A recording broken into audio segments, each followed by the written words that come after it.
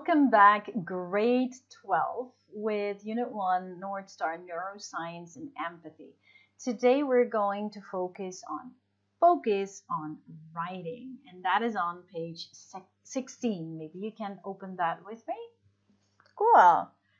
First thing we're going to do is we're going to review the vocabulary that we've learned in this unit. Now, I'm going you to read the paragraph and fill in each blank with a word from the box that matches the definitions in the parentheses. And then check your answers. See here, you have the word in the parentheses. Yeah. And I would like you to fill in the word here that is the correct word that matches a word in the box here. I'm going to give you an example. Number 1. It took a leap of faith for Mike McIntyre to leave his job and travel penniless across America in order to conduct an experiment on the generosity and kindness of the American people. So you're going to look for a word that is a synonym for the word carry out. In this case is conduct. Okay, cool. Pause your video and try it out. Go ahead.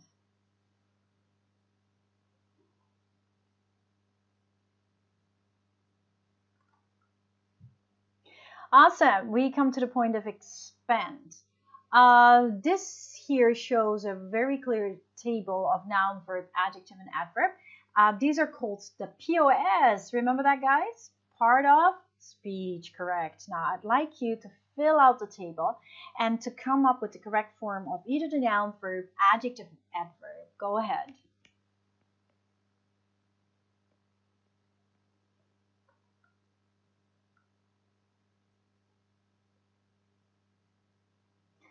Number 2, complete the sentences with the information from the chart in exercise 1, what you just did, the POS, and then check your answers. You have to fill out each sentence. I want to try number 1 with you.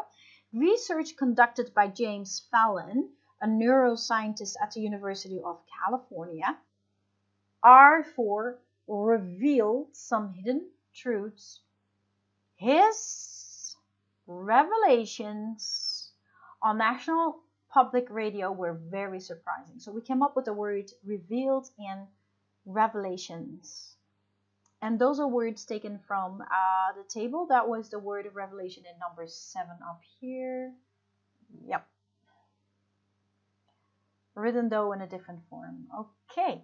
You can pause your video to answer number 1 until 9. Good luck.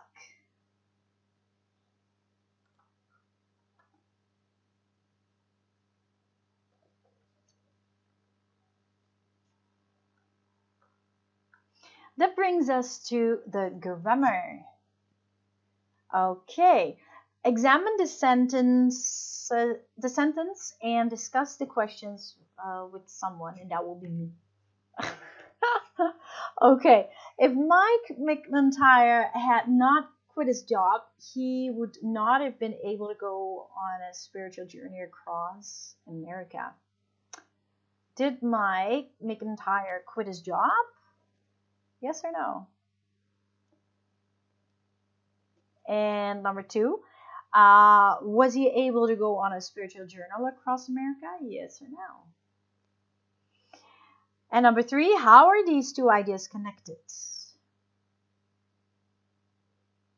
Can you answer that by using an if clause and by using a result clause? Okay, that brings us to the grammar lesson of today, which is using past unreal conditionals. I think this, well, you're grade 12, so you've already had this last year with me in class. I already gave you the grid of the if conditionals. You have mostly mentioned 0, type 1, type 2, type 3. In ESL, we mostly refer to that in a different way. Type 0 we would refer to as present real.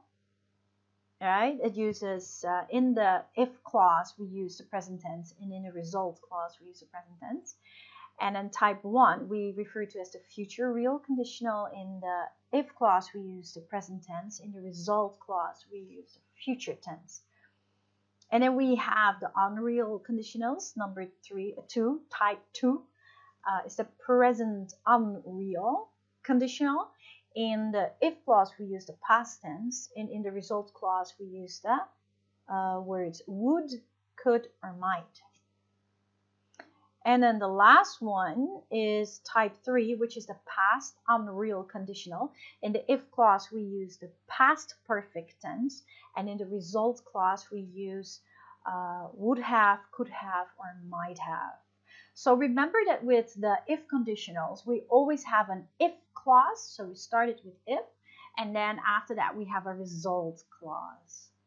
And so we have present real, present present, future real, present future, present unreal, past would, could, might, and we have past unreal, past perfect, would have, could have, might have. Okay, now today we're going to focus on using the past unreal conditional. So type 3, exactly. A past unreal conditional is used to express past untrue or past imagined situations, things that we cannot change anymore. Yeah, I mean, we don't have a chance to do it anymore. It could be something that's untrue, can be something that is imagined. Yeah, a past unreal conditional statement can be used to explain why things happened the way they did, or to express a regret about the past. Yeah, if I had studied harder, I would have passed my exam. So in the if clause, I say if I had studied better, had studied is the past perfect, and then in the result clause, I say I would have passed my exam. So that is actually a regret of something that I've done, and I can't change anymore. So it expresses a past untrue or past imagined situation and its result, and it also can be used to explain why things happened the way they did, or to express a regret about the past. A past unreal conditional statement is formed by combining, so what I said just now, the if clause and the result clause, okay? Both clauses have to be stated in terms that are opposite to what really happened. Yeah, they are opposite. So first is, if I had studied, I would have passed, but I didn't study, and so yeah, I didn't pass. Yeah. So they're opposite to each other. One study, one passing. Different, yet related. The reality, for example, Mike McIntyre quit his job, so he was able to go on a spiritual journey across America. In a past unreal conditional, I would start with if, for example, if Mike McIntyre had not quit his job. So here you have it. The past perfect is always had plus past participle, yeah? So here you have had, quit.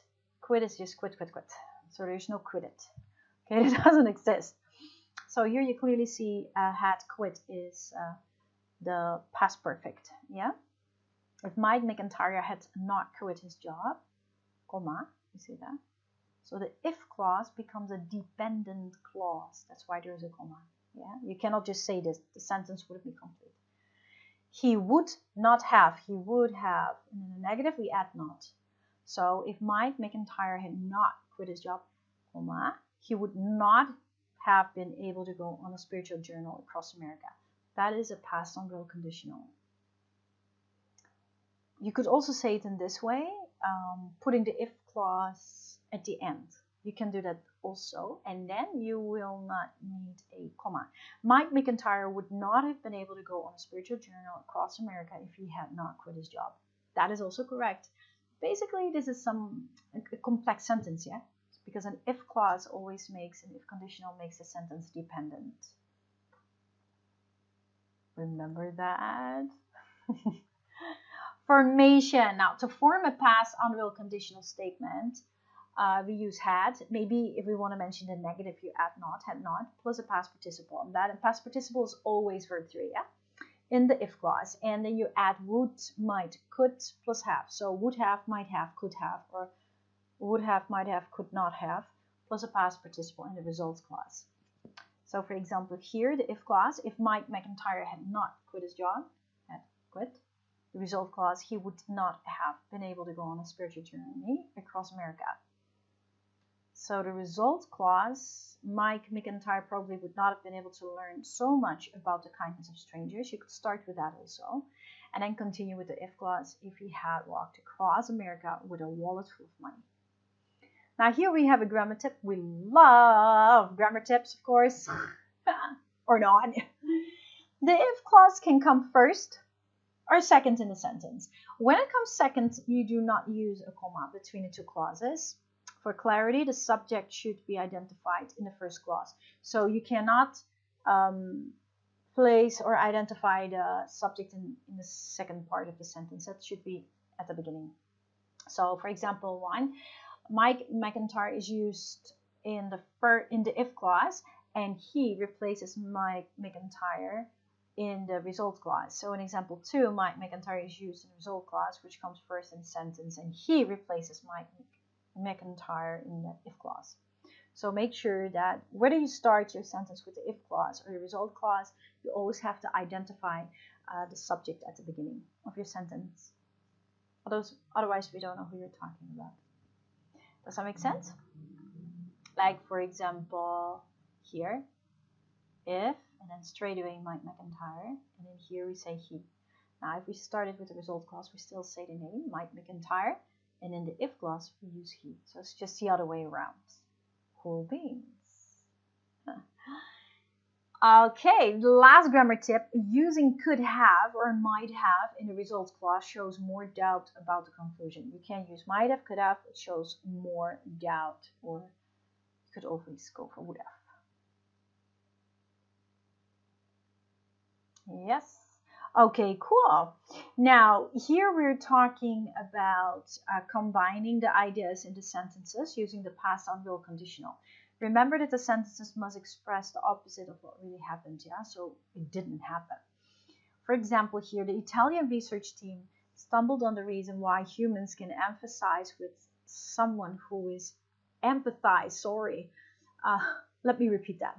The Italian research team stumbled on the reason why humans can empathize with someone who is in pain. Being empathic means that you feel for someone. So they discovered mirror neurons. So these are two sentences. How can we combine that into a conditional? But remember, we are focusing on the past unreal conditionals today. Now here's an example. If the Italian research team had not stumbled on the reason why humans can empathize with someone who is in pain, they would not have discovered mirror neurons. You're using not. Yeah. Because in the example here, the Italian research team stumbled on the reason why they discovered mirror neurons. This is the affirmative, the positive. This is what actually happened. So in the if clause, you have to come with the opposite. As it says here, remember that the sentence must express the opposite. This is what really happened. And here you have to come with the opposite. If they had not found or had not stumbled upon. Yeah, so you use the not. You are going to pause your video to try to number 2, 3, 4, 5, and 6. Take your time for this. It's important. Good luck.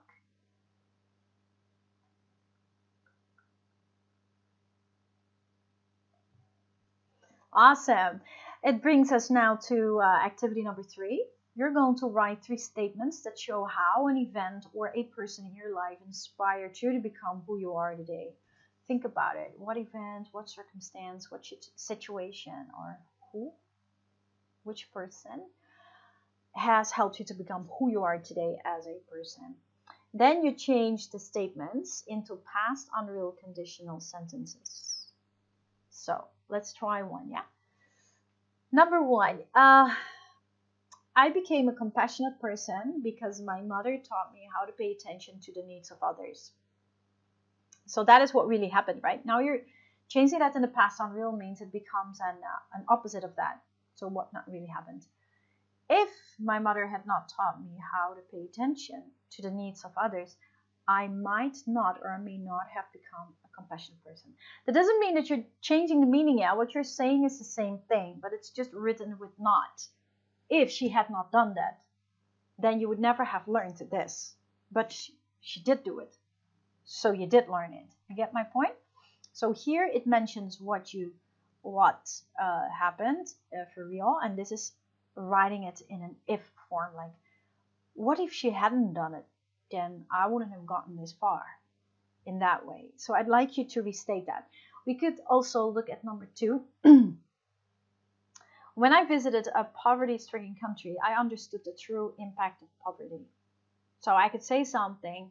I would probably not have understood the true impact of poverty if I had not visited a poverty-stricken country. Or if I had not visited a poverty-stricken country, I would probably not have understood the true impact of poverty. Yeah, exactly. So you use not.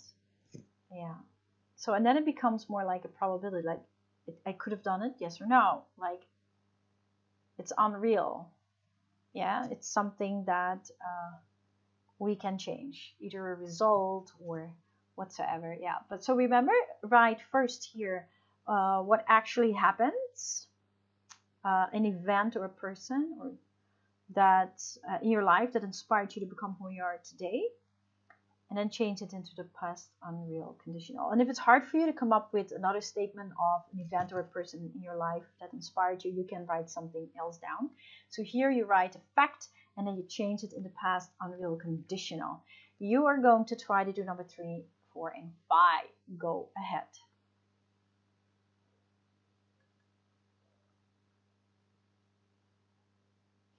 Yay, we are at the last part of our video, and that means it's the last part of Unit 1, Reading and Writing. We are at the final writing task. Here it shows exactly what it is that you're going to do with your essay in your journal.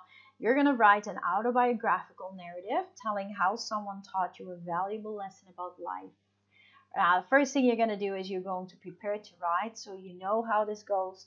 You're going to brainstorm, come up with your ideas, pick the right ideas, place them in your essay outline, introduction, body, and conclusion, and then you're going to write your essay, the first draft. Then you're going to check your draft on the content. Is it clear? Is it on topic?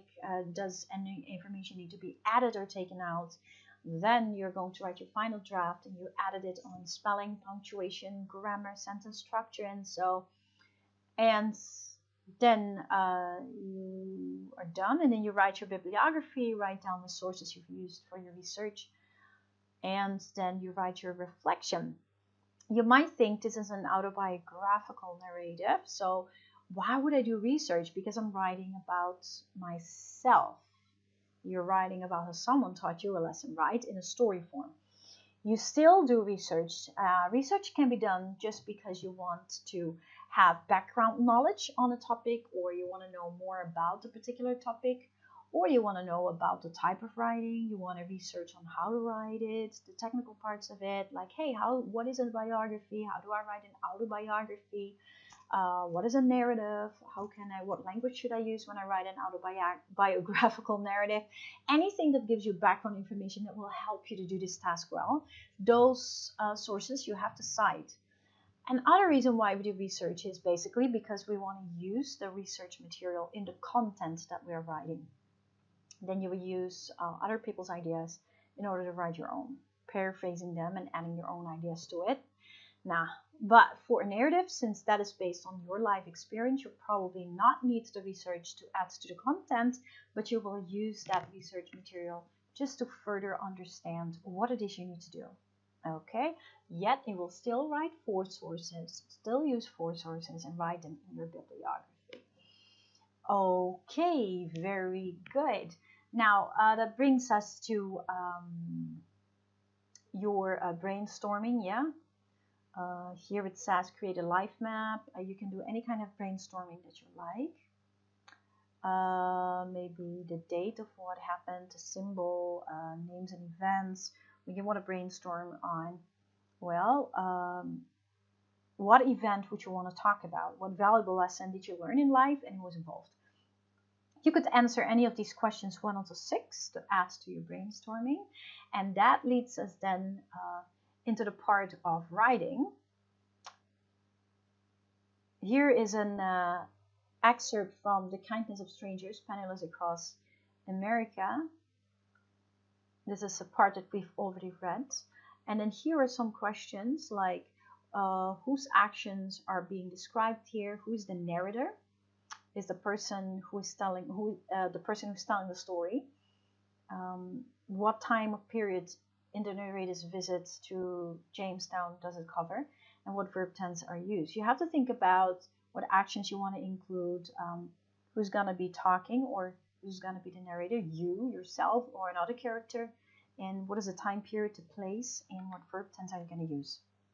Are you going to write, probably you're going to write in the first person point of view, using I, my, because this is your story, you're writing about yourself, so you would want to use the first person point of view. Okay, cool.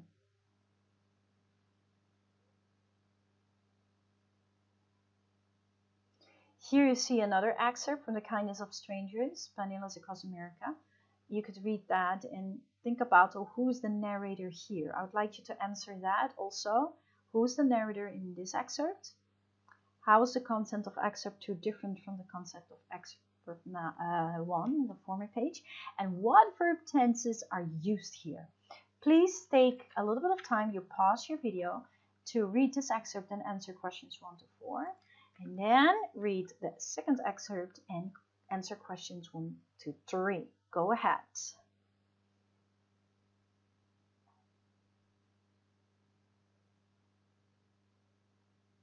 Now, the explanations are already written here, and the explanations are written here, so you can go over that to check. Well, we go to the next part, which is a very important part that should be included in your autobiographical narrative. 3 concepts: character, technique, and theme. 3 major elements of autobiographical writing. Now, the first thing is character.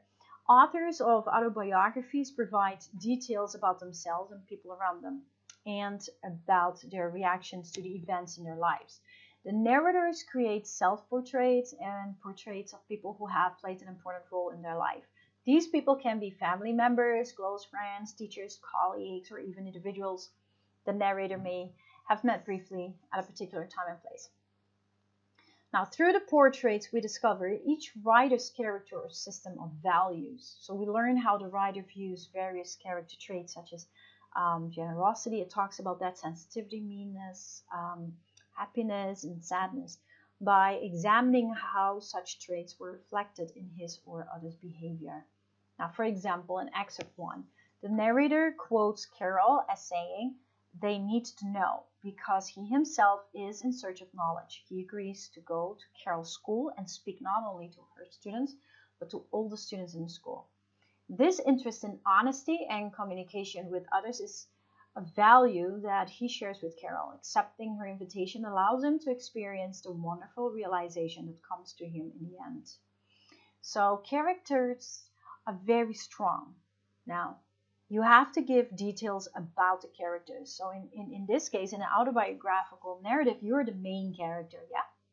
Because you're writing about you. You're the main character. So you talk about things about yourself. You're showing like who you are, maybe what you think. Give details about yourself, but also about the other characters that are involved in the story, to make it more clear. And mostly you just, you show character, you show values, things that are important to characters or to yourself, to expose who that person is in the story. Okay. We're going to continue with technique. Autobiographers' portraits are effective when they are set in a picture of the past, no matter which verb tense, present or past, the narrator uses. So it's always set in a picture of the past, focusing to the past, yeah? And they are told in the first person point of view, first person narrative. I said that just now. At the same time, writers must use interesting language, okay, and imagery to tell the story. So it means that you have to use descriptive language. And built imagery means you use sensitive details, yeah? Sensory details. Remember, sight, smell, touch, hearing, and taste. All that builds an image in your head. Right, and the descriptive language has a similes, metaphors, hyperboles.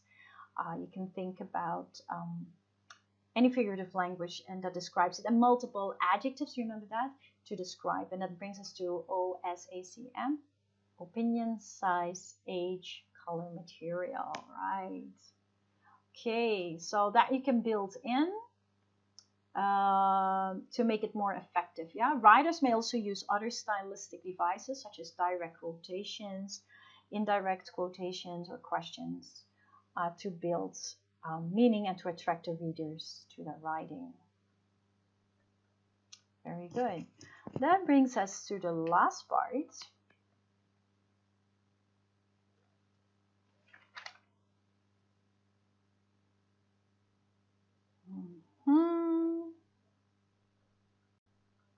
That is theme. Autobiographers must create an intimate bond with readers by making them aware of the issues or problems that have shaped their lives. So you're writing a story about something that you've learned through a circumstance or through someone else. So the theme is very clear that it's about something that you have overcome, something that you've learned. So that means that you have to show that theme. From the start, you have to really show what the theme is, that what it is that you have overcome and learned. Yeah. So autobiographers must create that intimate bond with the reader to show them very clearly the issue or the problem, and that changes them. So showing the theme, and that is still a concern to them. For example, one of the themes that surfaces in The Kindness of Strangers Penniless Across America is people's generosity. So make sure that your theme is clear. Yeah.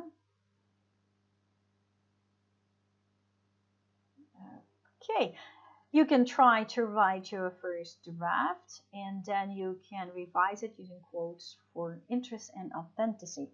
Now, here it shows that the importance of quotes in an autobiographical narrative. Direct quotes attract the reader to the writing. Yeah. Without direct quotes, the writing may seem a bit unreal and boring. So the direct quotes, you remember, like it says here, Mike McIntyre wrote, comma, and then quotation marks, the night is clear and crisp, period, and you end with quotation marks. Yeah, that is a direct quotation. You must use quotation marks when you use the exact words that a person had said or written. You place the second quotation mark after period, comma, question mark, or an exclamation point. Yes, very good. Or like this, the night is clear and crisp, wrote Mike McIntyre. Very good. You can do it either way, it's correct. Now, what I do want you to do right now is this activity. I want you to rewrite the direct quotations with the correct punctuation. So here is a quote, but it doesn't have any quotation marks and the comma is probably not correct. Can you please rewrite the sentence and place the correct punctuation and also the correct quotation marks in the correct spot? I'd like you to do number 2, 3, 4, 5, 6, and 7. You can pause your video. Go ahead.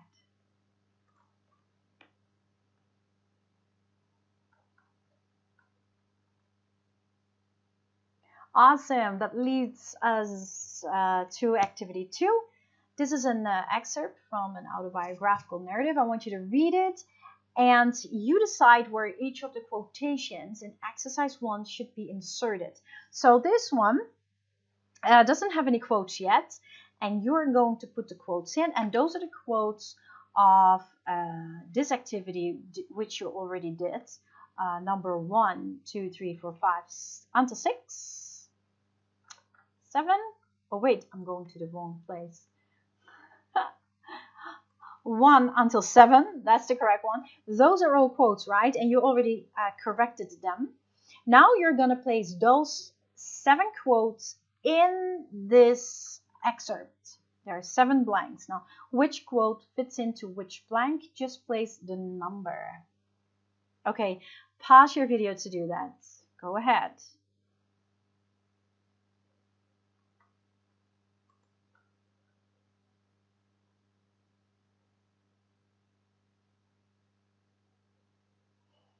Okay, so that brings us to the part where you must have already done a whole lot. You already brainstormed, you already outlined.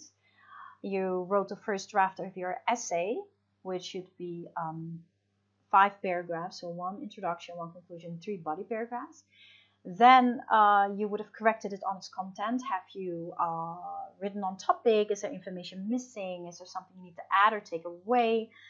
Have I used stylistic devices, figurative language?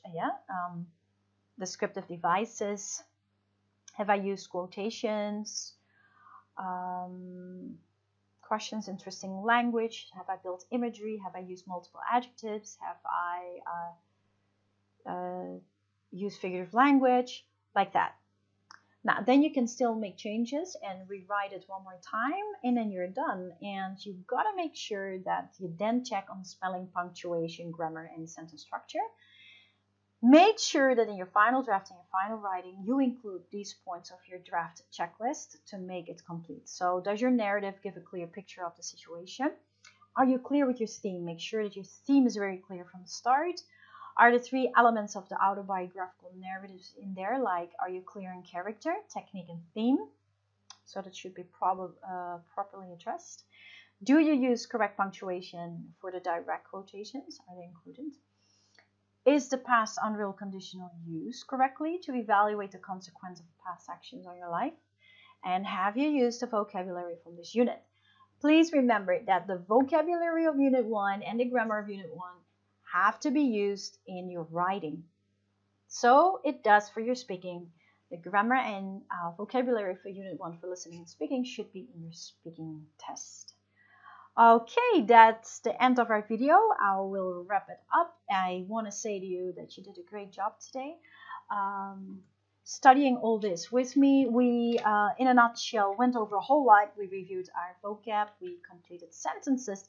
In grammar, we focused on using the past unreal conditionals. So there was a review of type 0, present real, present present, type 1, future real, present future, type 2, present unreal, which uses the simple past and would, could, might, and the last is the type 3, which is the past unreal that uses a past perfect in the if clause and would have, could have, might have in the result clause. Exactly. And then we went over our writing task. You writing an autobiographical narrative telling how someone taught you a valuable lesson, something you've learned, walked through the steps of brainstorming, outlining, writing the essay, checking the essay on its content, and then revising it again, writing it, looking at the checkpoint, very important parts of the checkpoint that should be in your essay.